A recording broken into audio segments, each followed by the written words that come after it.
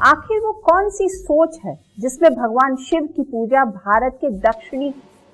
छोर पर समंदर के किनारे रामेश्वरम में होती है और उत्तर में हिमालय के ऊंचे पहाड़ों के बीच अमरनाथ गुफा में भी? ऐसी कौन सी आस्था की लहर है जिसमें श्री कृष्ण पश्चिमी छोर पर द्वारका में भी पूजे जाते हैं और पूरब के आखिरी छोर पर इंफाल घाटी में भी? वो कौन सी सोच है जिसमें मर्यादा पुरुषोत्तम राम को भारतीय जनमानस का नायक बना दिया, जिनके बताए मार्ग पर आगे बढ़ने में सबने अपना कल्याण देखा? आखिर वो कौन सी सोच भारत की मिट्टी पर फली फूली, जिसमें प्रकृति के साथ साथ नदियों की भी पूजा होने लगी, सूर्य नमस्कार को चमत्कारी माना गया, धरती माँ समान है और पेड़ों में भी प्राण और परमेश्वर का वास माना जाता है, जिसमें जीव निर्जीव सबके अस्तित्व में अपनी बेहतरी देखने की आदत बनती गई। जिस पर्यावरण संकट की बात पिछले कुछ दशकों से दुनिया में जोर शोर से हो रही है और एनवायरमेंटलिस्ट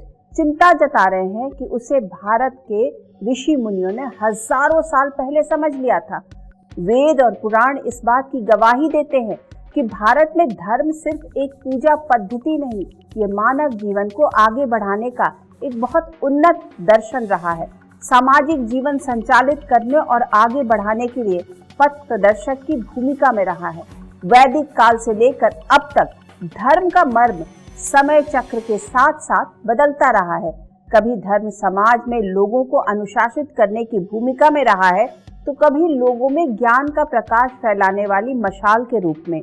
कभी समाज में रिश्तों के बिखरते ताने बाने को जोड़ने वाले धागे के रूप में, कभी लोगों के जीवन से उदासीनता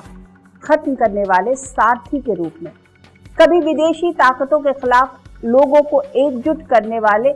शक्ति स्रोत के रूप में, तो कभी वोट बैंक पॉलिटिक्स को आगे बढ़ाने के लिए ईंधन की भूमिका में।